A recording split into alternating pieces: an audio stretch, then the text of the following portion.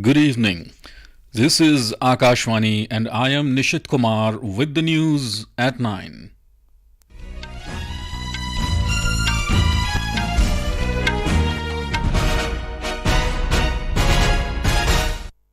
The headlines. Prime Minister Narendra Modi holds bilateral talks with leaders of several countries including France, Germany, Canada, Türkiye and African Union President on the sidelines of G20 meeting. Curtain comes down on the two-day G20 summit in New Delhi. India hands over G20 Presidency to Brazil. Summit marks several important decisions including Global Biofuel Alliance, launch of India, Middle East, Europe Economic Corridor and G20 membership of the African Union. In Asia Cup cricket, rain stops Super Fours clash between India and Pakistan in Colombo. Match to resume tomorrow. And in US Open tennis, Novak Djokovic to lock horns with Daniil Medvedev in the title clash of the men's singles in New York tonight.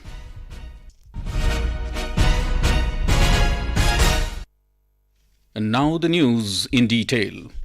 The 18th G20 summit successfully concluded in New Delhi today with India handing over the presidency to Brazil.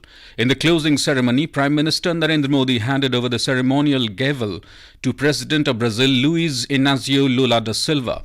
Speaking on the occasion, Mr. Modi expressed confidence that under the presidency of Brazil, the G20 forum would be able to achieve the common goals. मैं G20 summit के समापन की घोषणा करता हूं। One earth, one family, one future का road map सुखद हो।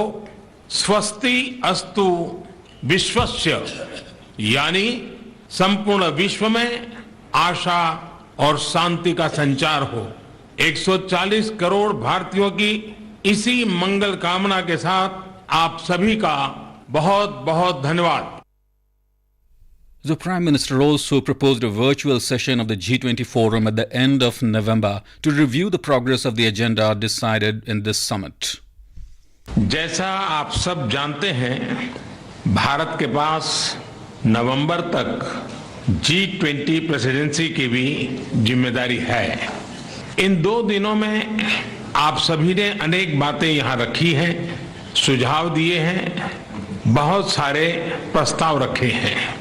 हमारी ये जिम्मेदारी है कि जो सुझाव आए हैं उनको भी एक बार फिर देखा जाए कि उनकी प्रगति में गति कैसे लाई जा सकती है। मेरा प्रस्ताव है कि हम नवंबर के अंत में G20 का एक वर्चुअल सेशन और रखें। उस सेशन में हम इस समिट के दौरान तय विषयों की समीक्षा कर सकते हैं। After receiving the gavel, President of Brazil Luiz Inácio Lula da Silva appreciated India's efforts in leading the G20 presidency, saying that India gave the voice to issues of interest to emerging countries. He welcomed the African Union as a full member of the group. Speaking during the third session, namely One Future, Prime Minister Modi raised the issue of reforms in the United Nations Security Council by emphasizing on a new global structure. He also highlighted the need to expand the mandate of multilateral development banks and to develop global standards to regulate cryptocurrencies. He urged the member nations to work towards the Green Development Pact, Action Plan on Sustainable Development Goals and digital public infrastructure. Our correspondent has filed a report about the significant outcome of the summit. During the G20 summit, India took several path-breaking initiatives and decisions under the leadership of Prime Minister Narendra Modi. One of the important decisions was to include African Union under the ambit of G20. Apart from this, Global Biofuel Alliance was launched to intensify the use of biofuels by fostering global cooperation. Another important decision was the launch of India, Middle East, Europe Economic Corridor and Partnership for Global Infrastructure and Investment. These initiatives will become effective medium of economic integration between India, West Asia and Europe and offer a sustainable direction for global connectivity and development. During the summit, the Prime Minister made a special case for adopting human-centric approach while seeking new solutions to decade-long problems. Mr. Modi also highlighted the importance of technology in development by giving the example of digital public infrastructure. India's presidency achieved the Herculean task, bringing all the nations together on the same page on several key issues. G20 New Delhi Leaders' Declaration was adopted unanimously, which reflects the growing stature of India at the world stage. With Bhupendra Suparna Saikia, Akashvani News, New Delhi. The G20 summit showcased the power of the country on the diplomatic and leadership front, but the event also became a platform to show the cultural legacy and soft power of the country. We have more from our correspondent. From the theme Vasudhaiva Kutumbakam to the venue name Bharat Mandapam, and from Nataraj statue to the Konark Chakra, the Indian culture and symbols got prominence in G20 summit, showcasing the soft power of the country. The iconic Konark Sun Temple wheel took center stage at the G20 summit as its replica served as the backdrop for Prime Minister Narendra Modi's welcome handshake with delegates. PM also explained the importance of it to many state heads. A picture gallery at Mandapam on the rich heritage and history of democracy in the country explained to the world leaders why India says that it is the mother of democracy. The Nataraj statue, poses of yoga depicted on the walls, and musical evening with flavors of Indian classical and folk music and rare instruments presented the rich legacy of country. Khadi marked its presence around the neck of the world leaders at Rajghat, and the handicraft and special items of different states were major attractions among the delegates. No wonder that the spouse of the PM of Japan chose sari as her attire to attend the state dinner party. With Prarthana, this is Sushil Chandra Tiwari, Akashvani News, Delhi. Prime Minister Narendra Modi today held a series of bilateral meetings with the heads of state of several countries, including France, Germany, Türkiye, and the President of the African Union on the sidelines of the G20 summit in New Delhi. During the meeting, Prime Minister Modi and French President Emmanuel Macron reviewed the progress in bilateral relations since their last meeting in July this year in Paris. They also exchanged views on important international and regional developments. According to the joint statement, both India and France decided to carry forward the discussions on mutual partnership in the Indo-Pacific region in Africa, including in infrastructure, connectivity, energy, biodiversity, sustainability, and industrial projects. In a social media post, Prime Minister Modi said both the countries discussed a number of topics and look forward to ensure India-France relations scale new heights.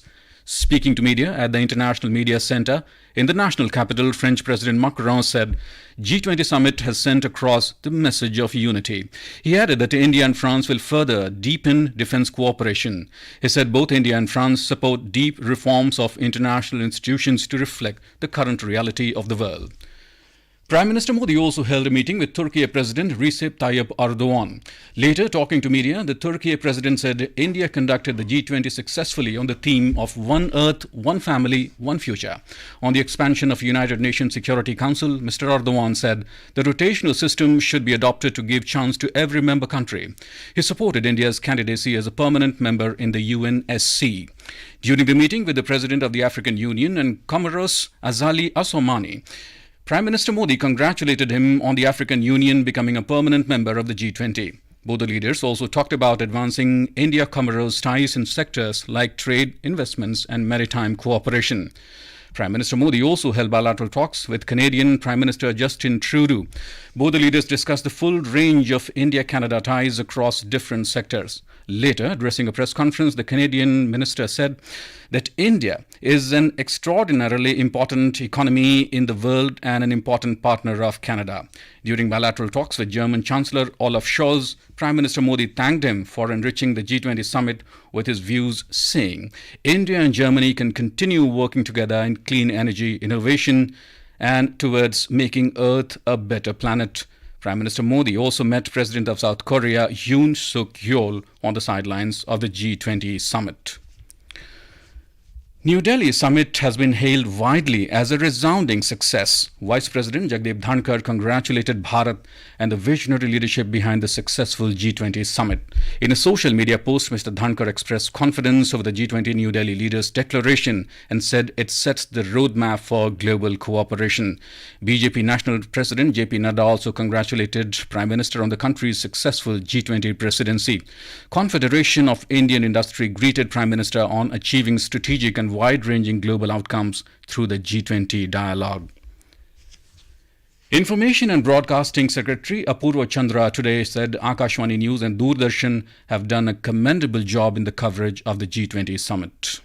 मेहनत तो सभी ने की और दूरदर्शन और all India radio उन्होंने भी बहुत मेहनत करी और इस बार पहली बार दूरदर्शन ने 4K के अंदर ट्रांसमिशन किया है। ये भी मेरे को लगता है जैसे कि एशियाड के अंदर एक कलर ट्रांसमिशन शुरू हुआ था हमारे देश में, उस तरह से 4K का ट्रांसमिशन की ये शुरुआत है। आज तक दूरदर्शन जो करता आ रहा था वो HD ट्रांसमिशन कर रहा था, पर अब पहली बार 4K ट्रांसमिशन हुआ है और ये पूरे विश्व में गया है। Talking to Akashwani News, Prasar Bharati CEO Gaurav Dwivedi said the public broadcaster had installed more than 80 cameras for the summit and over 300 staff were deployed. पहली बार प्रसार भारती द्वारा पूरा कवरेज UHD में किया गया और देश विदेश के जो हज़ारों की संख्या में मीडिया ऑर्गेनाइजेशंस इस सम्मेलन को कवर कर रहे थे, उन्हें उनकी रिक्वायरमेंट के अनुसार फुल HD में, 4K में या HD में जैसा उन्होंने चाहा, ये पूरी फीड हमारे द्वारा उनको उपलब्ध कराएगी। This is Akashwani giving you the news. For quick news updates around the clock, follow us on our Twitter handle at AIR News Alerts. Welcome back.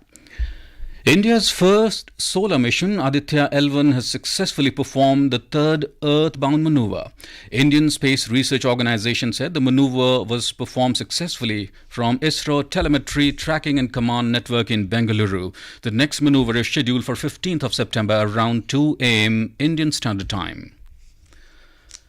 A memorandum of understanding to explore collaboration opportunities on 6th generation 6G wireless technologies in India and other parts of the world was signed between Bharat 6G Alliance and Next G Alliance, an initiative of Alliance for Telecommunications Industry Solutions. The MOU will facilitate aligning research and development priorities that support a common 6G vision and creating secure and trusted telecommunications as well as resilient supply chains. The autumn session of the Assam Assembly will begin tomorrow at Dispur. The 5-day-long session will be held in the newly constructed building. Official sources said at least 23 bills, including 7 new bills, are likely to be tabled in the session.